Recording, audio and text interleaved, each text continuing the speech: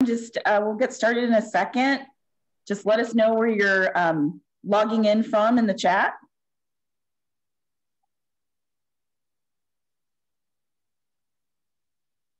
Ohio State University, College of Optometry. That's very specific. Ohio State University. San Diego. Minneapolis, Austin. Hi, Katie Code. I saw you say hello. It's been a long time since I've seen you. Hello, Boston.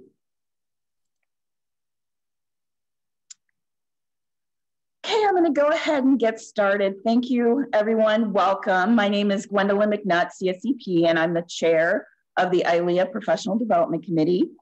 Thank you for joining us for today's webinar, Mission Driven, Managing the Nonprofit Vision Through Engaging Events, Fundraising, and Technology Powered by Giants Enterprises.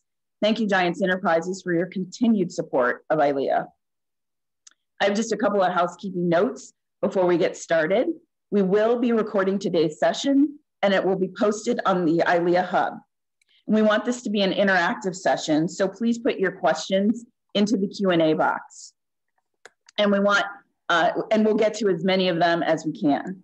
Also, share your thoughts and comments in the chat and your experience on social media using the hashtags ILEA Webinar Wednesday and ILEA Welcomes All.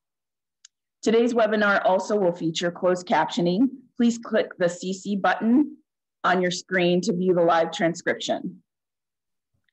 Now, I'll hand things over to our past ILEA International President and today's moderator, Jody Collins, CSCP, to introduce herself and today's panel members. Please welcome Jody Collins, CSCP. Hi, Gwen. Thanks so much. Hi, everyone. We're so happy that you're here with us today. As Gwen mentioned, my name is Jody Collins, CSCP, and I lead the corporate events team for an organization called the National Marrow Donor Program, Be the Match, based here in Minneapolis. We facilitate bone marrow and transplants and stem cell therapy for patients who are have that need. And I work on a series of educational events ranging from major industry conferences and educational sessions to webinars and other live events for our organization with a series of people from my team. As she's mentioned, I'm also a 21-year member of ILEA and former international president in 2015, 2016. So I'm very happy to be back today. And before we get started, I would like to invite my additional panelists to please introduce themselves. So I will start with Sherry. If you would be kind to introduce yourselves and then hand off to the next person when you're ready. Thanks. Okay, thank you. Thank you, Jody, for having me today. And thank you again for the invitation. I'm so excited to be here. I am Sherry Neal from United Way of Greater Atlanta, CMP and PMP and MBA. And our programs range from small corporate events to larger signature programming for the organization. I primarily work on those programs, but I do partner with my colleagues internally to support some of the other programs in the organization. So thank you again for having me today. And I'm going to, as I've heard a new term, popcorn to Sean. Thanks so much, Sherry, and thank you, Jody and Gwen, for having me today in ILEA. Hello, everyone. My name is Sean Clifford. I'm the Assistant Director for Volunteer Engagement at James Madison University in Virginia. I have over 10 years of experience in the nonprofit sector, ranging from working in Northern Ireland's only aquarium to a turtle conservation community building nonprofit on a tropical island in the Caribbean in Costa Rica, to a youth mental health nonprofit up in Dallas, and now on JMU's campus working with advisory boards and councils. I have experience working in signature fundraisers, large-scale events, conferences, and as you all probably know, with the nonprofit world, wearing many weird and wonderful hats. And I will popcorn it over to Erica. Oh, Erica, you're on mute. I'm on mute. Thank you, Sean, Jody, and Gwen for the invitation to join you for this ILEA discussion. I am a nonprofit event consultant. I have been in the nonprofit area sector for over 10 years now, but have been consulting maybe for half of that time. My areas are primarily individual giving and special events. I've worked with a handful of notable nonprofit organizations here in the Chicagoland area. One of the largest organizations is probably the Chicago Urban League, where under my leadership, raised a $2 million event, the Golden Fellowship Dinner, over 1,800 guests, and then followed by a summit luncheon that had over 18 also guests. Not as large as some of the events that Sean has put together, but I'm excited about those. Those were probably one of the events that I was most proud of. Most recently, I worked in the education space, so I'm excited to be in that space, and now consulting with HAAS, which is a nonprofit here in Chicago, Healthcare Alternative Systems, as they gear up for their 50th anniversary. So, excellent. Thank you. Well, thanks to all of you for joining us today. And I just want to reiterate to those of you that are joining us today, we have a series of pre-identified questions that we're going to be discussing as a group. But if you have questions that you would like us to address, or that you'd like to know more about, please feel free to drop them into the Q&A button that's on the bottom of your screen. Please use Q&A, not chat, so that we can keep track of them. You can upvote questions in there as well if you'd like to, and we'll be monitoring that closely, and we'll try to get to as many as we can, either throughout the course of our conversation, or we do plan to allow a bit of time at the end to go through questions that we might not have gotten to at that point. So with that, I am going to go ahead and get us started. So I want to start with just some general level setting around nonprofit events. And so one of the things that struck me a lot over the course of the last year is that even when we are in person, creating a multi-layered, really truly engaging experience can be difficult. And then when we were forced into a situation of having to create those kinds of environments in a virtual delivery model, that got even more challenging. And so figuring out how to be really audience specific, develop mission-driven content, feels like it has become even more critical over the course of the last year than it has been ever before. So I'm curious to hear from the group here a little bit about some of the tips and ideas that you've used or found really valuable over the course of the last year to really develop deep, engaging experiences for attendees, things that have worked. And then also I'd be very curious, and I'm sure the audience would as well, any learnings that you had going through this about things that maybe you wish you would have known or you would have maybe done slightly differently. So Sherry, I'm going to start with you again, and we'll go from there. Thanks, Jody. As you were asking, or kind of framing the discussion, I just remember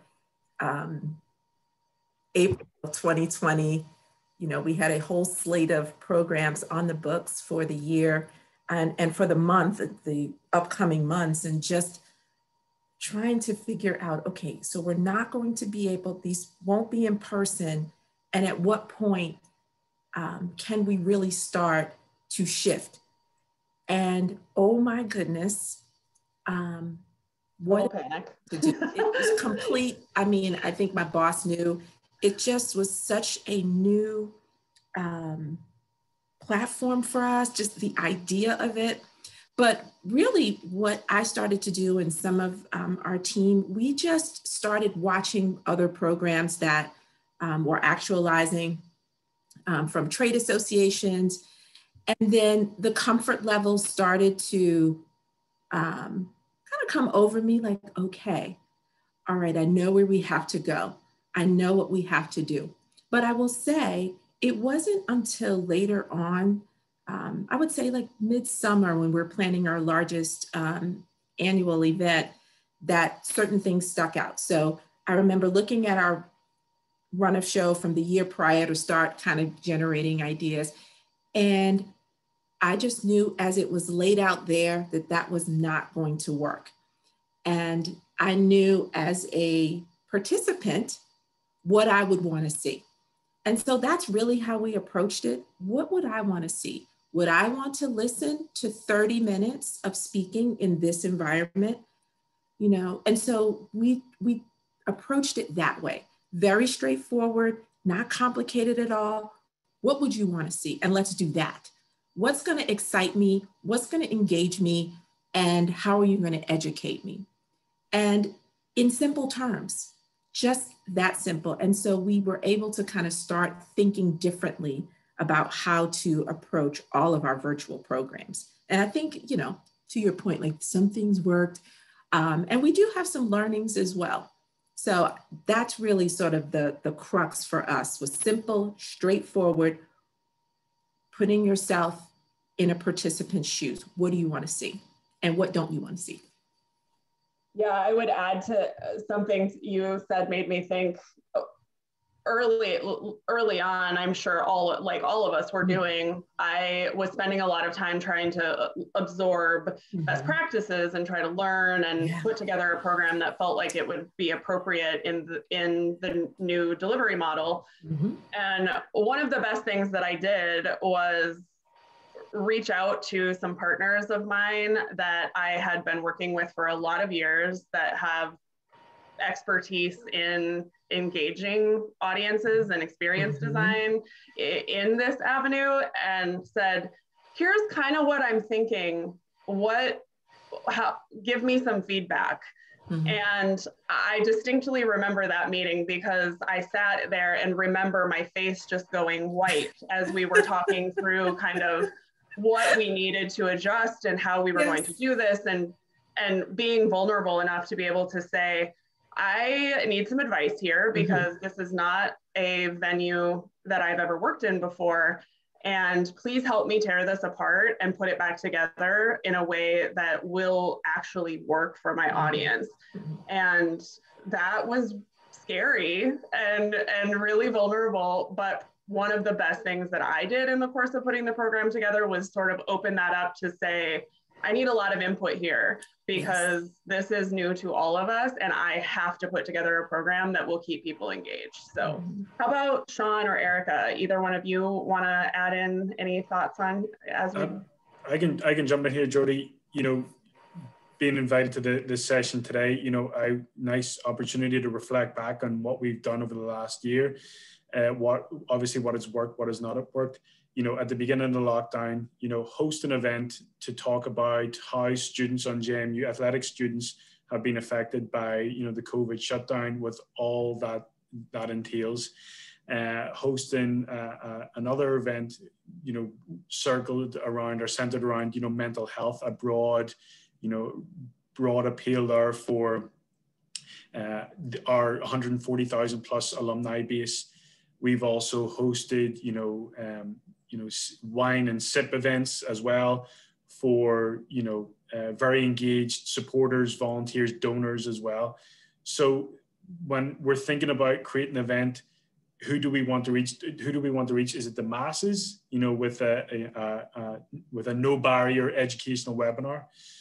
In 10 days, we're putting on one of our signature events. We've moved forward, in the digital space, which has been such a fantastic in-person experience, where there is a cost to attend.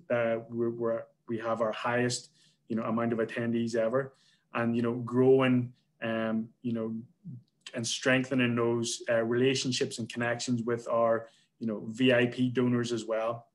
So, as you're saying, with the mission-driven work, when we're talking about an event, do we want to engage new people that don't know us? Do we want to grow our donor base? Do we want to really strengthen and cement those connections with our, high dollar value, donors, etc.? So I think that's really helped us as well. We have to be clean, we have to be intentional, and go from there. It has to have a purpose. It has to have a return on our investment.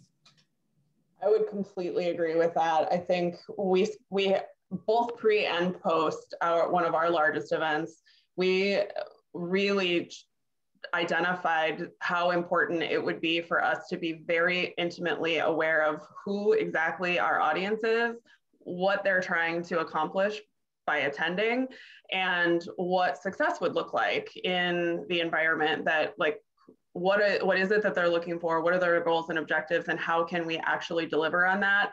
And being critical of our program and saying, that's the lens through which all of this goes. Who is the audience? What are we trying to accomplish? And how are we measuring the success of that? Because that's how you are able to identify ROI and what's working and what's not. How about you, Erica? Yeah, I just want to say, I think reflecting on, just like John said, on early on when the whole world shut down, I remember we had an event that spring, and everything was set to go. The numbers were where we had wanted them to be. And then we went into what we thought would be a 2-week quarantine. We had to cancel our event. Actually, we postponed it, but we didn't know for how long. And it just kept being the event that kept getting pushed and pushed and pushed until we reached out to our guests and said, you know, everyone's aware of what the situation is. We offered, you know, we can reimburse and look into the, you know, regrouping the following year. But our donor base, our guests were so supportive and so forgiving and so understanding that it gave us an opportunity to, yes, look at the landscape. What are other organizations doing it? How are they moving forward with their events? And attending as many as we could in a very quick amount of time so that we could propose, this is how we come back. Yeah, that was a great lesson. But also knowing that everyone else was going through something very similar. And so we're all event planners. I'm a social butterfly, and this 2-week quarantine that turned into almost a year was also very stressful for all the event planners in general, because whoever I would talk to, we were all feeling this sort of depression, like, oh no, yep. sense of defeat, but also hearing that as a community we were learning, you know, we were all in this learning curve together. Was a great sense of community of support. Yeah. Totally.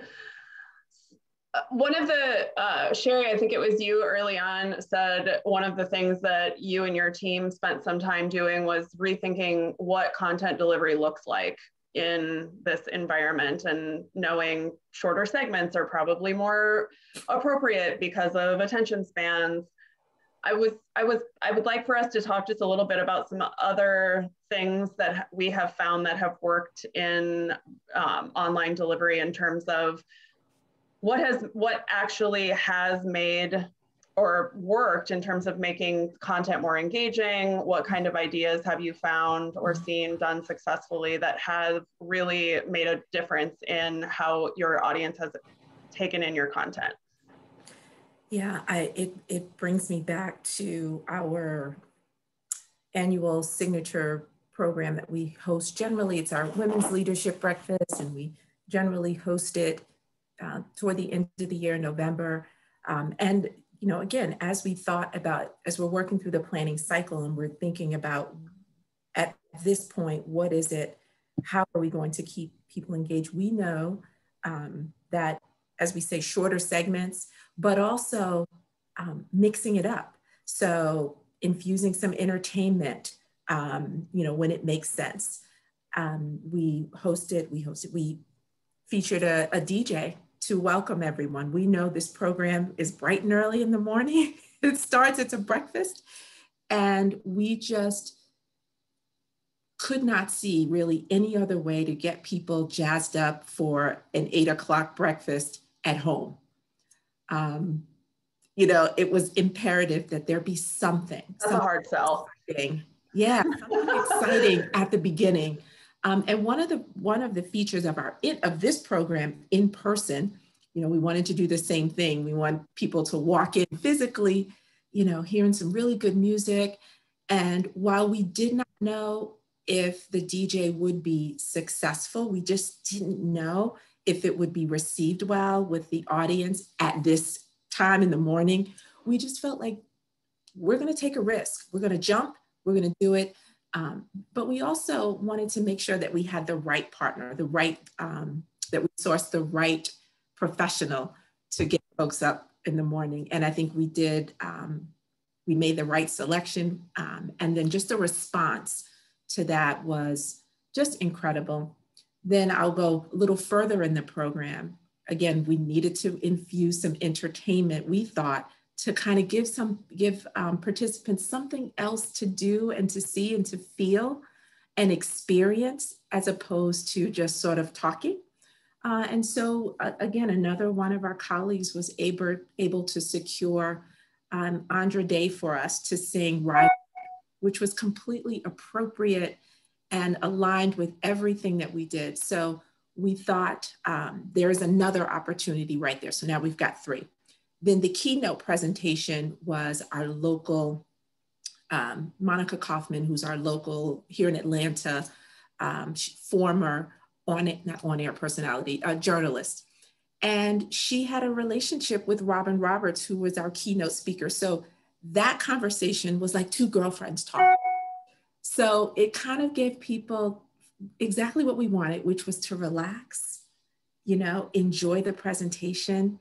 We changed it up a little bit with some entertainment, some good content from our chairs, and then a really kind of girlfriend chat between our moderator and our speaker, which was outstanding. So our response to that was great, but it was all about shorter segments, interesting things, and changing it all the time. Jody, if you don't mind, if you don't mind me jumping in, just building on what Sherry's saying, again, now over a year deep in this, COVID lockdown, our audiences are becoming more discerning about what they're wanting to see and how to spend their time. Mm-hmm. I work with a group called Women from Madison. That's why I'm here today. That's where we have one of ILEA's members part of there, Tiffany Rozier. We've got an event next week, which is a mixture of keynote presentations, of a networking session between members, of showing our audience pre-made video that mm-hmm. is already being done X amount of time ago. Mm-hmm. What assets does your organization have that it can show during an event to raise awareness about a certain endeavor or whatever that may look like within your organization, because you're always attracting new people or hoping to attract new people in. So be mindful of those assets that your organization already has. So not trying to spend X amount of dollars to create a new video if you've got 6 that could be used in a segment, for example. Yeah, I would add in here, one of the events that I was really involved with at my organization is an educational conference that takes place in November. And it was really important for us. We had 2 days of content, one that was intended for very large group kind of keynote style content, and one that was intended for more breakout session content. And I think one of the best decisions we made in terms of creating an engaging experience for our attendees was we identified a really engaging MC and host. And we actually programmed that entire day to be like a very extended version of a late night talk show. So it was produced like television. And so we gave them a talk show host set, and they immersed themselves in our mission and our culture, and they learned as much as they could about our organization. They interviewed our executives during breaks, and we actually set up our day in 2 4-hour or 3-hour segments. So instead of asking people to go into 4 different sessions, we set it up so that there was 1 3-hour session, and they only had to log in once. But we pre-programmed breaks right in the midst of the content. So if they needed to walk away, they could, but there was always things happening, and we were pushing them into other engaging tools in our event, like gamification, our chats, social media. We had kudo boards that they could use to send congratulatory messages to individual award recipients. And we received incredible feedback on the way that drove our day. And I think probably was one of the biggest sort of game changers in our program for how that ended up coming together. Erica, is there anything you want to add to that we haven't covered yet? Just really quickly, I did want to say one of the most creative forms of engaging a VIP guest that I saw in this past year was there was a VIP ticket that included a meal delivery aspect to it. So the VIP guest would get a meal box for 2 people. And then that was part of your ticket price, but it was it included a bottle of wine and a lot really from a local restaurant. So that was kind of neat and a really great way to get us in to one, get excited about it. They encouraged us to still get dressed up since it was a gala. And I thought that was cool. And they also created a signature drink that they sent prior to the event, so you would have time to gather all the supplies you would need it. And then if you wanted to, you could participate by making your own signature drink at home. So that was kind of cute. Yeah, I like to call that like all the moments of surprise and delight, right? Like the moments that are unexpected moments, things that they don't see coming, surprise visits from guests, boxes showing up at home, all of those surprise and delight moments can really make a difference in the way somebody dials in and connects with your content and your event.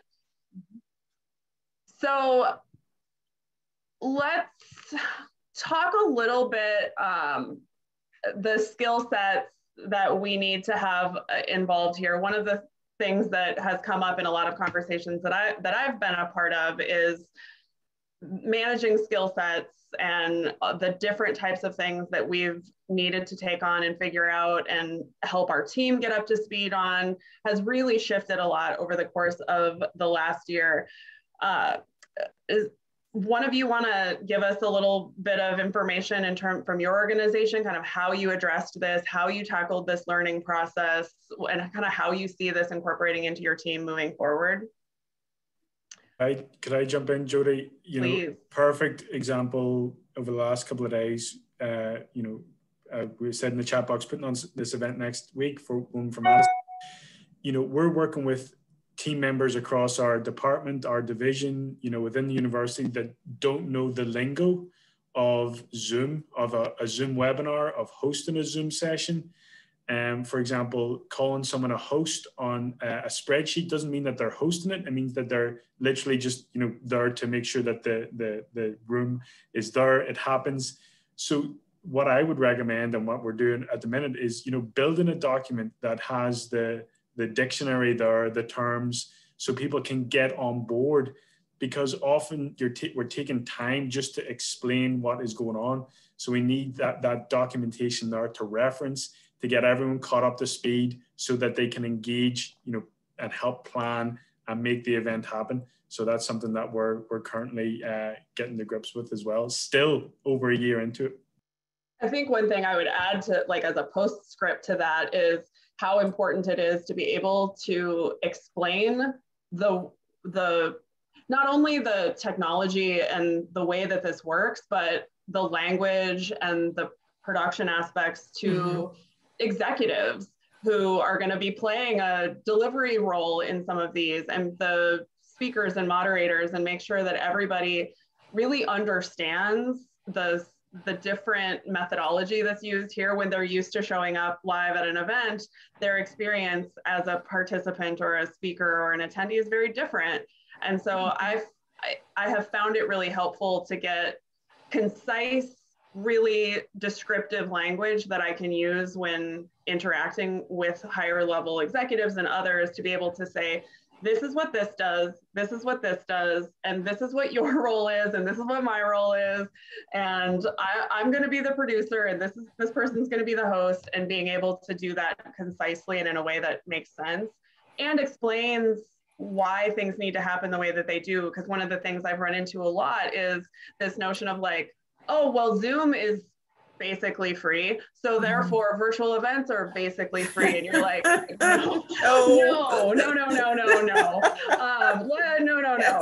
And so there's this whole education process about like what virtual event actually means. And to echo what Sean was saying, here we are a year and a half later, and I still have that conversation a lot. And so I think getting really well-versed in that and creating some shareable documents is really important. Yeah, I think just when you were talking about some of the skills I've shared with you guys, jokingly, but seriously, you know, we've had to become sort of TV producers and lighting directors and, you know, staging design folks, and also to be able to help our speakers and other partners to look their best and be their best and deliver on, you know, deliver information and content in a way that makes us look good, but also makes them look good as well. And so, Sean, to your point, speaking really clearly, giving really clear descriptive instructions on the how.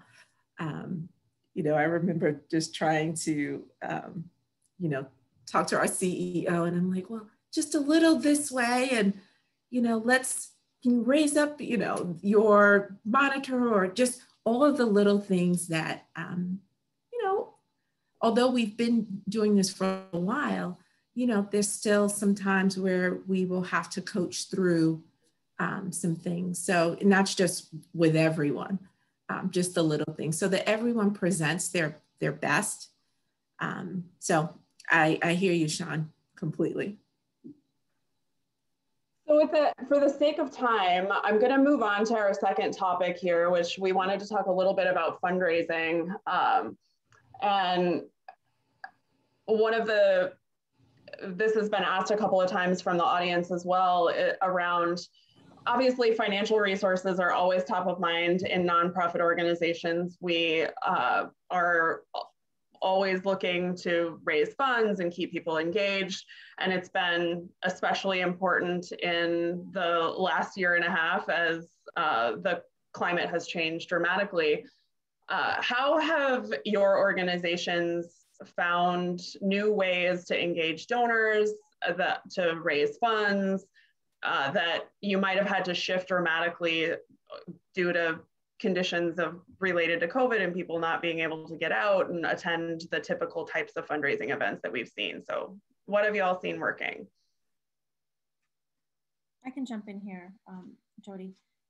I have seen a lot of ambassadors, event ambassadors that have reached out to their networks outside of their local areas. So they have found a lot of support from other, out of state, family and friends who wouldn't have necessarily supported an event because it wouldn't have been something they would have been able to attend in person. So it's definitely opened their giving circle a little wider, making, as they look at who their networks are, family and friends, they've been able to reach out to outside. Excellent. Sherry or Sean? Yeah, I was going to say, just, engagement, as I was sharing with you all earlier, we want to make sure that, everyone knows, our donors know that the work still continues. We're still here. We're sharing what we're doing in the community to continue to support people in need. And,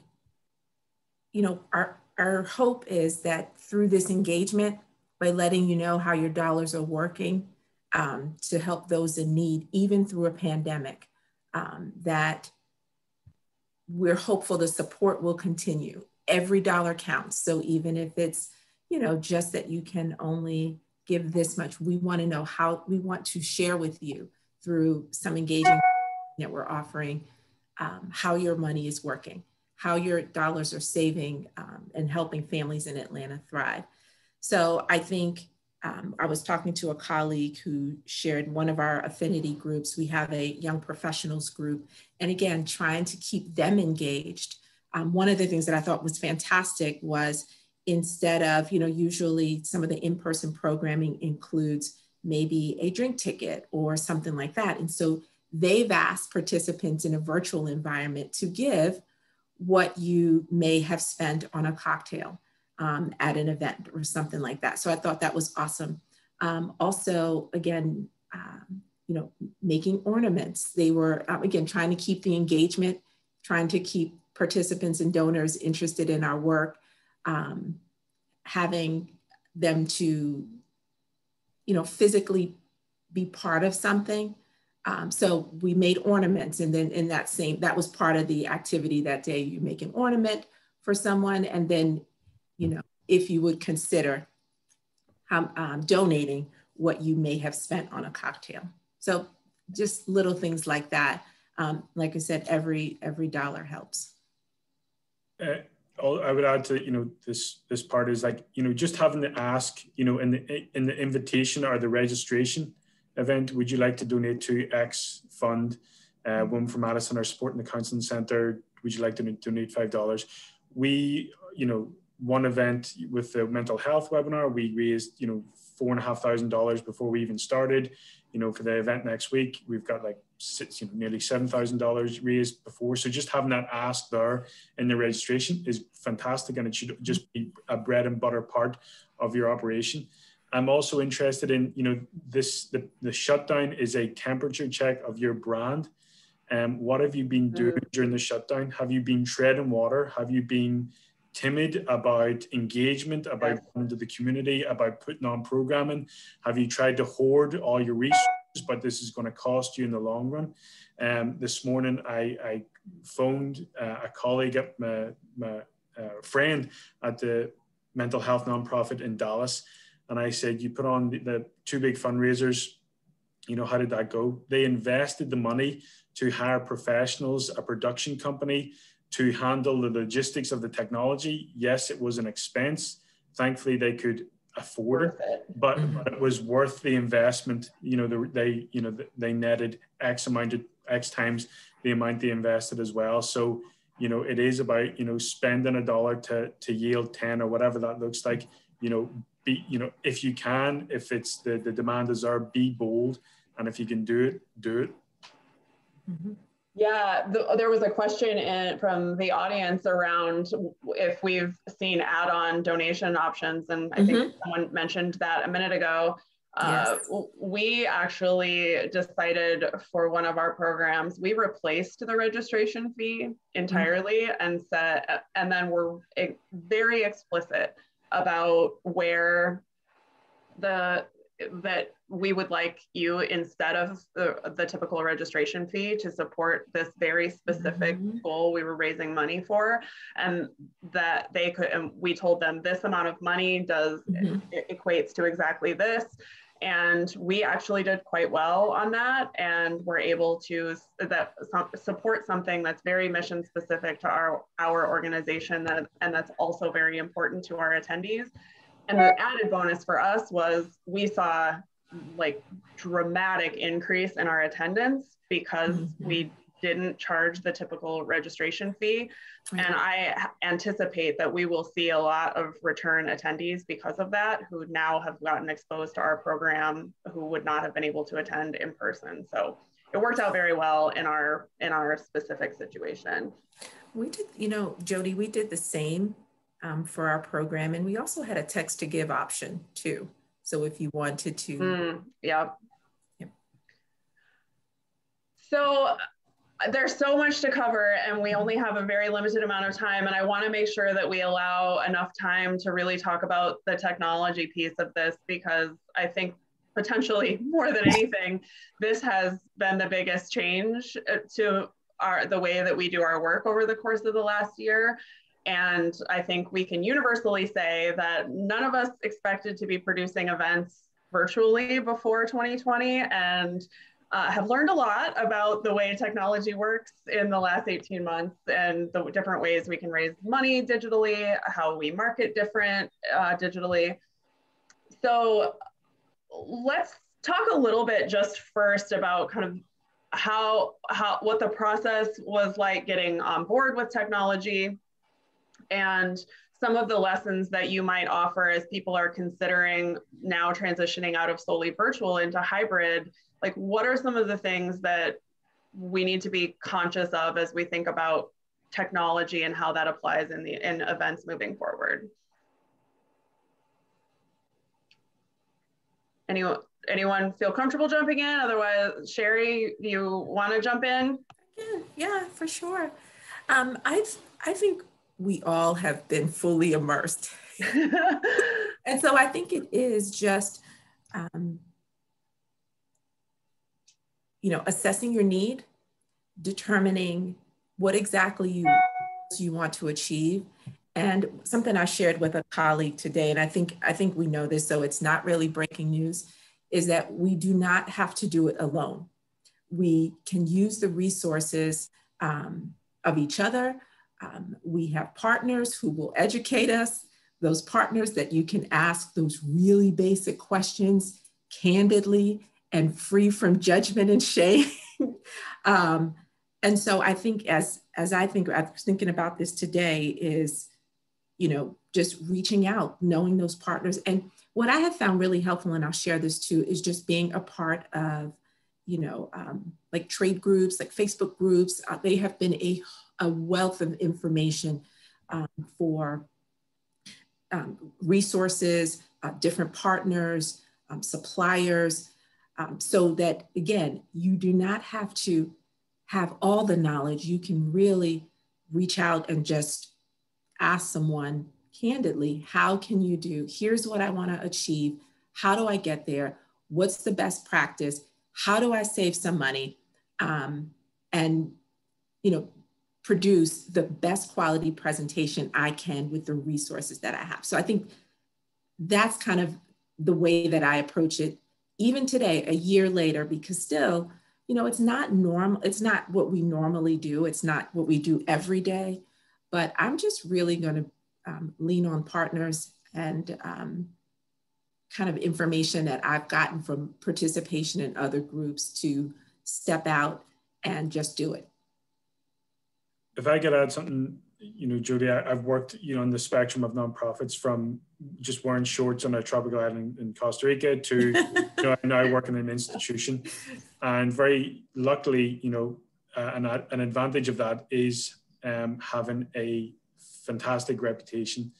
The women from Madison, volunteers, donors, I call them philanthropists, we are forging ahead in this time. You hear the time, talent, treasure, ties, testimony. I always say it's built on trust. Those 5 T's are built on trust. And if you continually show, the impact, the work, we work around scholarships, raising funds for scholarships. When our supporters see that we're continuing the work, it doesn't matter, pandemic or not, we're still forging ahead. We're very fortunate that our volunteers, our supporters, in this advisory group in particular, we're now bringing in a platform called Hands-On Connect to start peer-to-peer fundraising. So obviously, being part of a big institution, that's going to require more resources. But I think broadly, you could say, engaging your supporters, in, peer-to-peer fundraising, in networking, in getting people to events, whether that's, online, in person, is evergreen kind of stuff. But always making sure, like we've been talking about, demonstrate the why, the need that's there. So always grounded in that. How are you all approaching transitioning your content again now for potentially having hybrid audiences engaged, where you might have a group of people in the room, but they're also, I think we all are kind of universally in the industry are agreeing that hybrid is, and the expectation to have people have the ability to attend virtually is going to continue. So how are you approaching the creation of program and making sure that those groups have an appropriate experience that feels tailored to their experience, to their situation? Like, how are you approaching putting together programs for those types of groups? I would like to jump in here. I don't mean to be contrary, but for nonprofits, Jody, there is going to be a difference between an entertaining fundraiser and an educational conference. And if you can, live stream a conference where someone in Alaska can get their CEUs, that's going to be much different than people partying, drinking wine, eating steak. For sure. I don't think you're going to really want to watch that. So being mindful of resources in an organization, I thought we were going to go straight ahead with hybrid events, but maybe it will still be pretty segmented between, those exciting, glitzy fundraisers you know, do you have the bandwidth, the resources to put on 2 events at the same time that will get the results that you want? That's going to be tricky. So again, you know, doing an analysis, okay, maybe we're not going to engage the person in Alaska for a fundraiser, but they can be part of, you know, X event, which is open, you know, the barriers are not so, you know, not so many barriers are to attending. So I'm interested to see how that goes. Yeah, I've been part of many discussions where in the last year, they've put off having, you know, venue and food costs so that they've been able to reroute those, you know, that budget line to, you know, increase technology. But the ability to balance both, it's going to be difficult, especially in the nonprofit area. And I think what Sean said is true. There's definitely the costs involved, and there's also needed staff time, because it is really truly, as we all know, producing 2 different events. And as we were looking at how to produce hybrid for our program, one of the things that became very clear is that even mirroring the schedules for what a person in person would do over the course of 6 hours and what somebody virtually would do over the course of that same time would probably not line up exactly. So you actually almost have to have 2 production stages. You have to have 2 crews that are, in the situation that we were dealing with, that would have been the reality for us because of the types of audiences that we would have in each of those locations. So then it becomes really evaluating your budget and your ability to deliver both of those. Do you have the amount of staff available? And can you produce mission specific, really audience appropriate content for those groups, and who has responsibility for that? Assigning an owner for each of those groups to make sure that you aren't putting one group or the other as the primary visible audience. So there are many things to consider for sure. Just when you thought nonprofit event planning couldn't get any easier or harder. Yeah. Can we talk, there's been a couple of questions in the Q&A about actual technology platforms and finding like how to get the appropriate groups put together, finding one that does kind of all of the things that you want them to do. And so I'm wondering if we could talk just a little bit about kind of how you've layered platforms together in different ways that we've been able to make things work in the last year. So anybody have examples of content that you've created that has layered a lot of things together, or ways that you've been able to engage audiences using multiple technology pieces at one time? I think we've just used, in our experience, we have really just used one.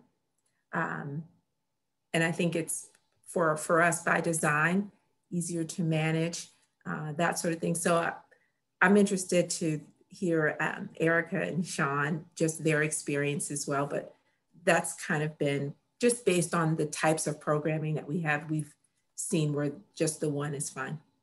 Yeah, I agree. For us, for a handful of events, the text to give, GiveSmart, was something that our guests were already familiar with. And so it's something that we continued in, during times of COVID, where it wasn't a new platform that we were introducing. It was something that a lot of guests were already familiar with, had already registered from years prior. So it was nice to be able to continue to do the live, text to give component of a live event. And it still worked seamlessly. So that worked for us. And I think that that's important, because there's so much new things being introduced. Whenever you can keep a product, then there's some familiarity, and that was well received by guests for us. Our event next week, we are doing a live shoot on location. It's going to be a cooking segment, with presenters. Amazingly, the person hosting is a professor at one of the schools, the hospitality school. So fantastic that she is offered to come in and put on an event for us. She knows what she's doing. She has the skills. And again, thinking back to assets that your organization already has, team members, who can we call in to help with an event and enrich that experience? you know, as a nonprofit organization in X city, you know, who are your media friends that could possibly maybe loan a small team to give you a piece of equipment to, again, just elevate that experience. You know, coming now over a year, hopefully you've grown from a Zoom meeting to something a bit more complicated. But as someone just mentioned in the chat, you know, generally people just want something familiar. They're just getting to grips with Zoom. Don't bamboozle them with 5 different platforms just to be more fancy. Don't do it for the sake of doing it. Make sure that that content is, you know, is central to the experience and to the results that you want. I will add, I worked on a couple of platforms. Most frequently, I worked on Pathable. And one of the things that I found really helpful that I didn't know about before I got into all of this, but that they do have a lot of ability to embed feeds from other programs. So from the end user's perspective, it feels very inclusive, like one program, but we were able to pull in, we were using the platform at the time, their gamification functionality wasn't built out as robustly as we wanted because we built what we called a scavenger hunt into our content. So we had a series of, like, our CEO wore a specific pin in one of her presentations. Our MC's coffee mug changed several times over the course of the day. And attendees that were paying close attention and playing along in the game could get big points for catching those things during the content. It was a way for us to keep people deeply engaged in the program.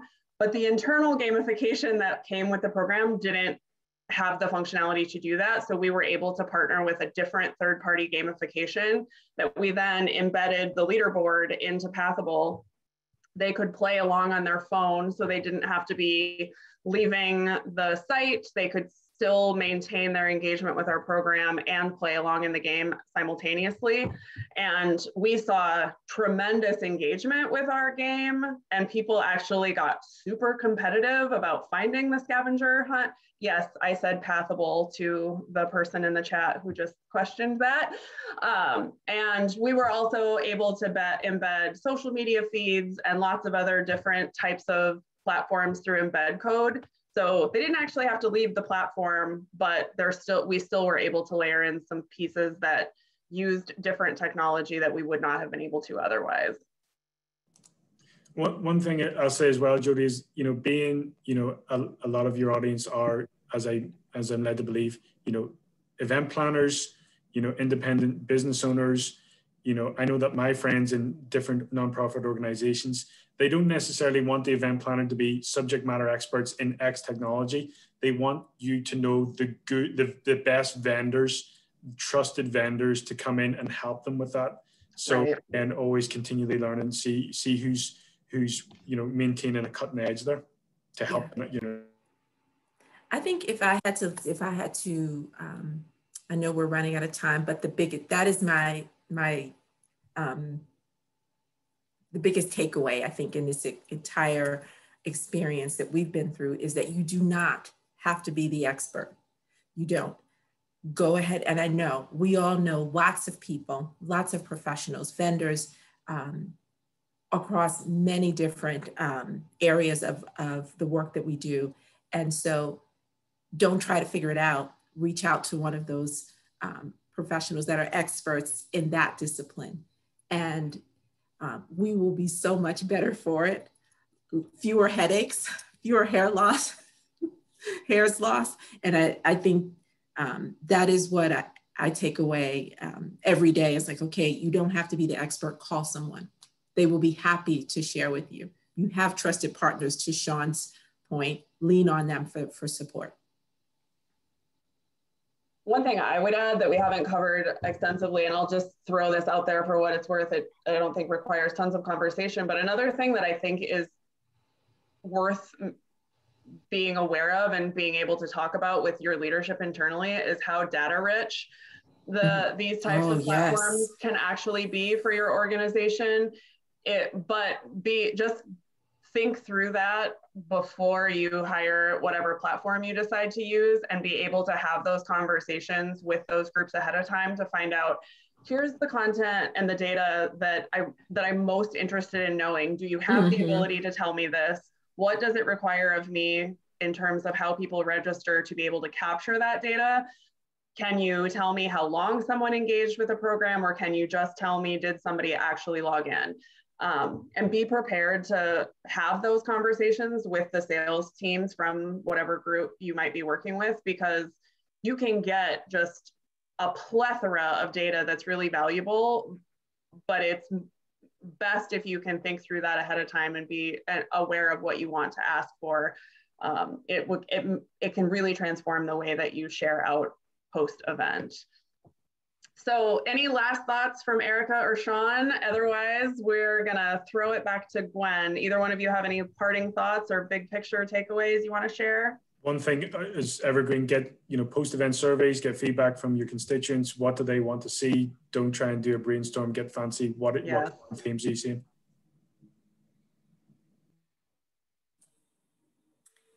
All right, with that, I am gonna throw it back. I'm gonna popcorn it back to you, Gwen, so that I make sure that I stick with today's proper terminology.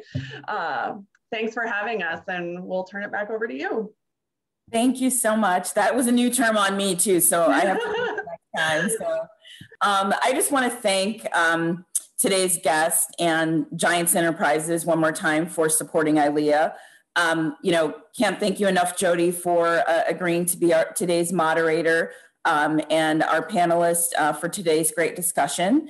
I just want to thank the audience for joining us today, and please join us for our next webinar on May 26th with Julie Novak of Party Slate. She'll be presenting cost-effective ways to build your digital footprint. So join us again next time, and thank you for joining us today.